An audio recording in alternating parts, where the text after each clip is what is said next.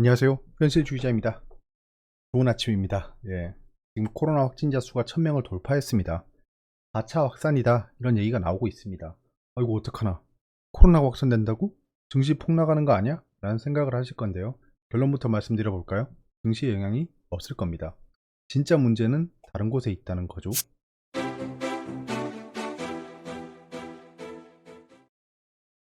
외신부터 한번 볼까요? 자, 졸트라고 하죠. 일자리 회전수인데요.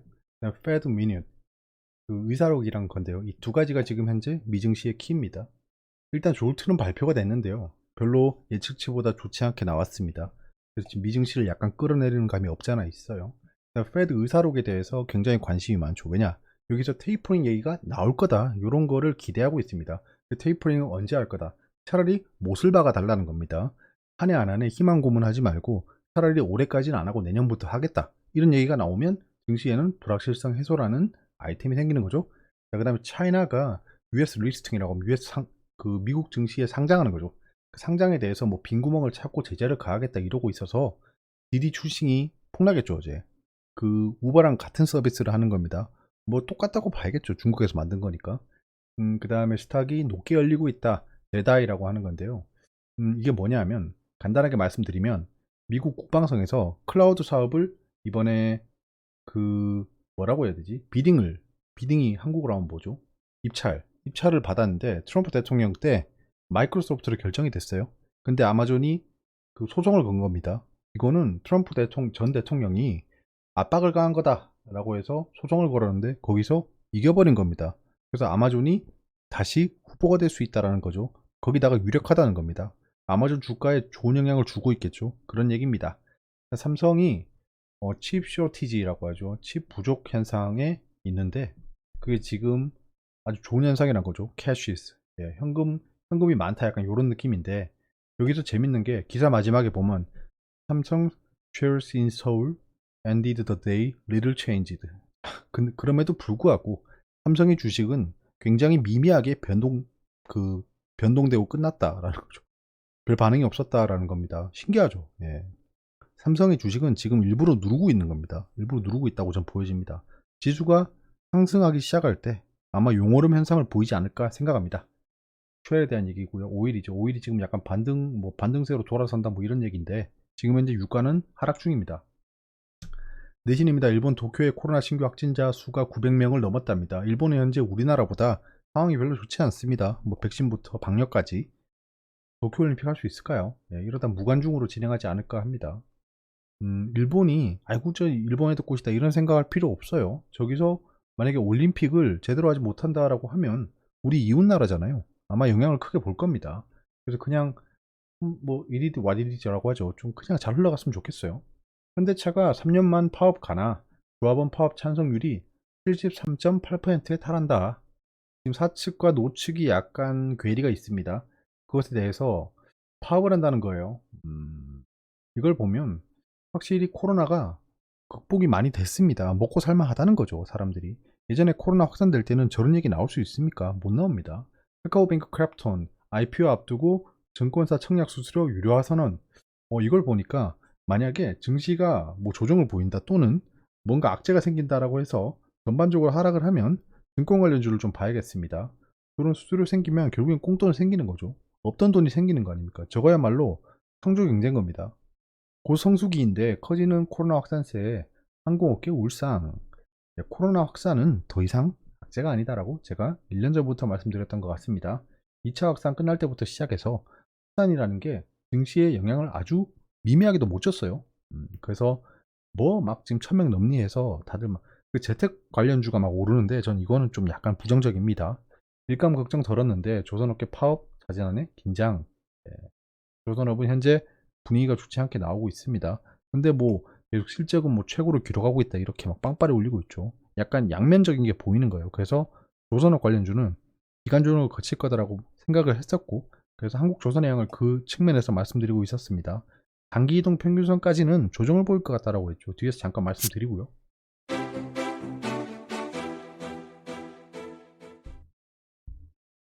자, 코로나가 재확산 중이죠. 4차 확산이라고 하는데요.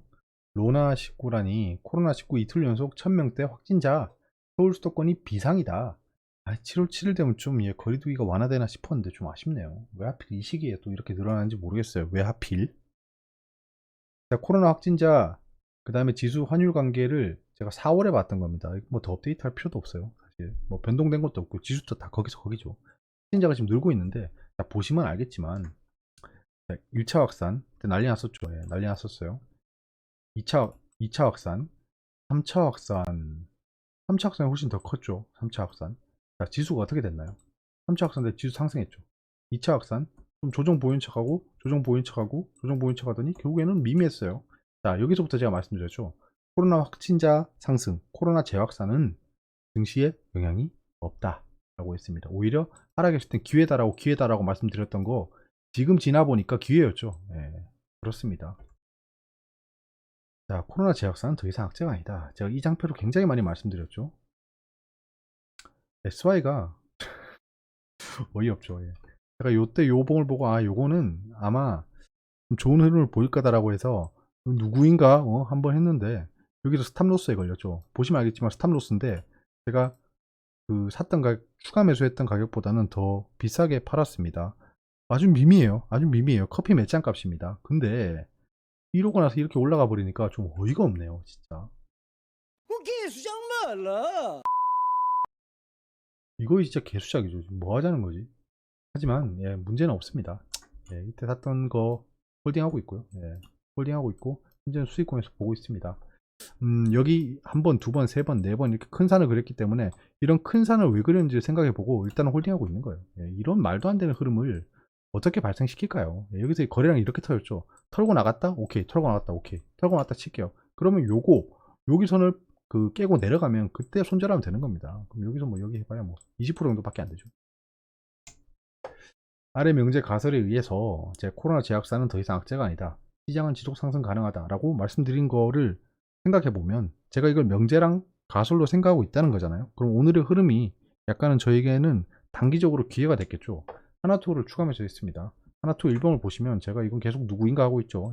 이건 제가 들고 있던 것보다 훨씬 더 많은 수익을 본 겁니다. 이게 단기 스윙 트레이딩에 제가 생각하는 가장 이상적인 흐름이에요. 자, 여기서 매수해서 상승할 때 팔고 하락, 하락, 여기서 매수, 팔고, 하락. 여기서 매수하고 팔고. 자, 이러면 제가 여기서 들고 있다가 여기서 판 것보다 훨씬 더 많은 수익을 봤죠. 그래서 하락할 때 여기 사고, 팔고, 사고. 이때 단기 트레이딩 했죠. 사고, 사고 했다는 겁니다. 분봉을 보시면, 사실 이때 팔았으면 진짜 고민은 좀 했어요.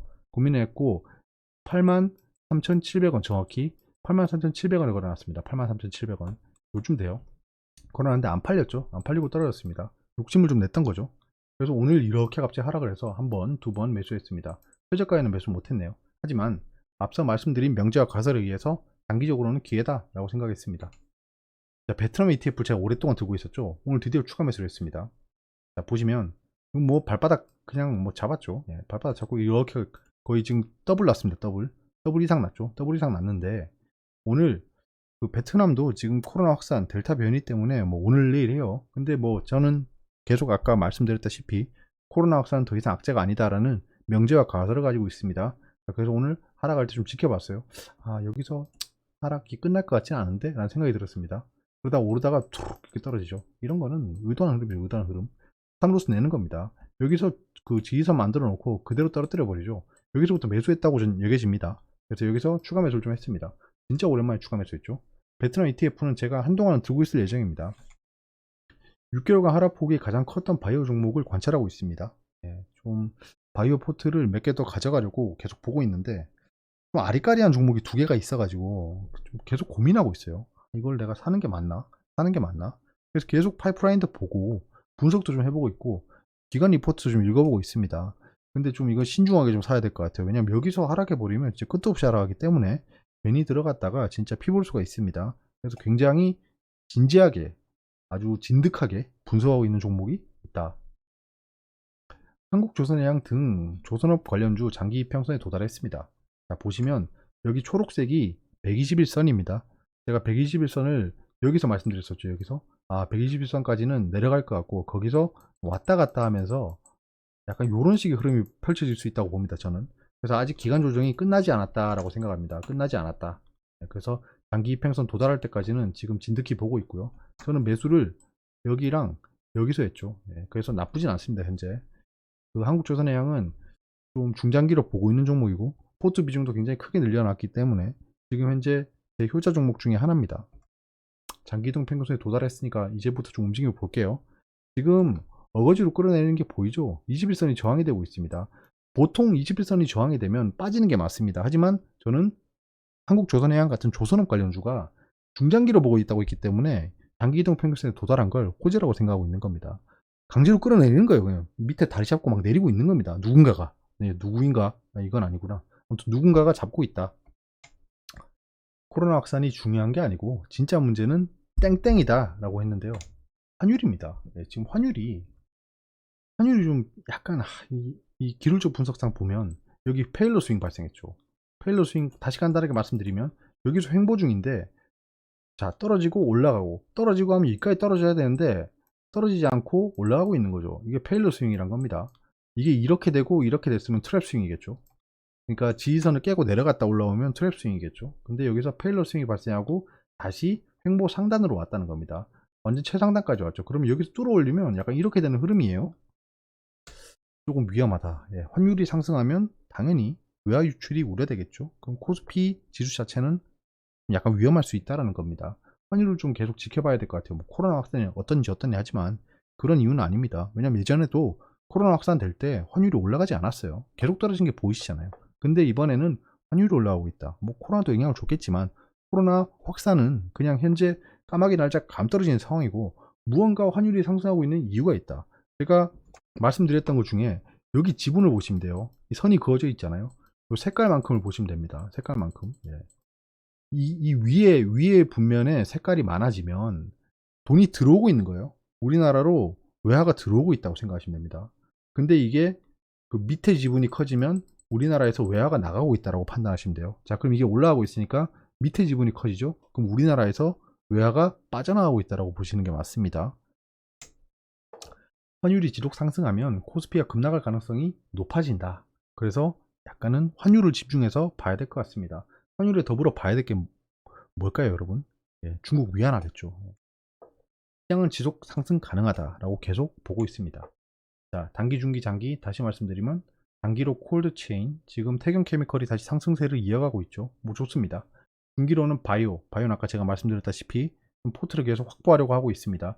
보안 프라이버시는 현재 들어가 있고 수익권에서 보유 중입니다. 한번 스탑로스가 걸려서 완전 오늘내일 할 뻔했지만 스탑로스 걸린 가격보다 더 싸게 샀기 때문에 저는 이득을 보고 있습니다. 장기적으로는 조선업 말씀드렸다시피 장기 이동 평균선에 와서 보고 있는 상황이고요. 메타버스 이건 계속 관찰하고 있습니다. 주말쯤에 제가 관련주 영상을 올릴 수 있지 않을까 합니다. 지금 불이 붙어서 올라가는 분위기는 아니에요. 자, 그렇게 해서 지금 현재 미드롱텀 투자를 이렇게 하고 있다라는 겁니다. 말씀드렸다시피 하나투어를 매수했고요. 베트남 레버리지를 매수했습니다. 추가 매수를 한 거죠. SY 추가 매수분 매도 이게 보이더라고요. 손가락을 잘라야 되나 라는 생각을 했습니다. 간만에 시장 지표를 좀 보시죠. 자, 오늘 움직임을 보시면 처음 봅니다. 아까 봤는데 기억이 안 나요. 시간이 좀 지났습니다. 보시면 오늘 개인이 좀 많이 매수한 날이었죠. 개인이 매수했는데 지수는 참 형편없었죠. 보시면 이 하락세였습니다. 하락세였고 완전히 하락 추세죠. 근데 하락 추세를 깨고 끝났습니다. 깨는 걸 누가 깼냐? 외국인이 막판에 동시효과 때 매수로 하고 끝냈습니다. 기관이 굉장히 많이 팔았는데요. 누가 팔았죠? 연기금입니다. 이런 진짜 호락 마르코들 진짜 금융투자는 뭐 그나마 좀 괜찮았어요. 근데 연기금이 좀 공격적으로 매도를 했다. 뭐 뻔하게 뭘 매도했겠습니까? 삼성전자를 매도했겠죠. 그런 상황이고 코스닥 당일 코스닥은 좀 상승세를 보였습니다. 계속 신고가를 경신하고 있어요. 코스피는 3300을 깨고 내려온 모습입니다. 이러다가 3300에 매물대가 많이 쌓이고 돌파하지 못해버리면 당분간 횡보할 수 있습니다. 그걸 좀 조심해야 됩니다. 상승 하락 종목수 보시면 뭐 처참하고요. 코스닥은 상승했지만 하락 종목수가 더 많죠? 그럼 대형주만 상승했다가 유추가 됩니다. 오늘 코스닥의 상승을 이끈 건 외국인이다. 외국인이 대형주 셀트리온 헬스케어나 셀트리온 제약 중심으로 샀다는 거겠죠. 뭐 거기다가 카카오 게임즈도 좀 산 것으로 여겨집니다. 안 봤지만 뻔합니다. 개인이 좀 팔았고요. 확실히 뭔가 움직임이 좋으면 개인이 항상 팔고 있어요. 되게 웃기죠. 지금 투자자 예탁금액 CMA 잔고를 보시면 CMA 잔고가 7자가 보이고 있습니다. 굉장히 증시 주변 자금이 늘어나고 있습니다. IPO를 대비해서 돈이 좀 들어오고 있는 거겠죠. 신용융자 잔고는 계속 상승하고 있고요. 예탁증권 담보융자도 상승하고 있습니다. 즉 신용을 통해서 시장에 들어오는 돈이 계속해서 늘어나고 있다. 미증권 자금은 좀 줄었네요. 이제 미증시는 뭐 강보합권입니다. 나스닥은 약간 하락으로 돌아서고 있는 모습이에요. 하락으로 돌아서고 있는 모습이고, 이건 졸트, 아까 일자리 회전수가 좀 줄었다. 예측치 대비 안 좋다가 영향을 주고 있습니다. 한국 MSCI 펀드 이수, 저게 우리 증시에 약간 선행하는 바로미터죠. 하락하고 있고요. 미증시 바이오 지수랑 필라델피아 반도체 지수가 별로 안 좋습니다. 별로 안 좋아요. 이게 우리나라 영향을 좀 많이 주겠죠. 그 외에 볼게, 보시면 미국채 신용물이 더 하락했네요. 수익률이 1.3%가 안 되고 있는 겁니다. 환율 보시면 알겠지만 좀 5원이나 상승했어요. 1110원대가 엊그제 같은데 벌써 1140원대까지 왔다는 겁니다. 그러면 3% 오른 거죠. 3% 정도 오른 거기 때문에 증시가 좀 3% 정도 떨어질 수 있겠죠. 유가는 지금 지속적으로 조정을 보이고 있고요. 구리 달러가 지금 10,000달러를 깼습니다. 죄송합니다. 예, 10,000달러를 깼기 때문에 지금 인플레이션에 대한 우려도 점차 해소되고 있다라는 게 보여집니다. 뭐 금은 언제 또 1,800달러로 왔네요. 궁금한 게 있으면 댓글로 말씀해 주시고요. 오늘 하루는 또 어떻게 펼쳐질지 궁금합니다. 여러분들에겐 지금 아침이겠죠? 비가 왔는데 아침에 비가 올진 잘 모르겠네요. 지금 현재 시간은 제가 새벽이긴 하지만 여러분들은 아침에 이 영상을 보고 계실 겁니다. 오늘 하루도 좀 활기차게 보내시길 바라고요. 건강 잘 챙기세요. 푹 주무시고요.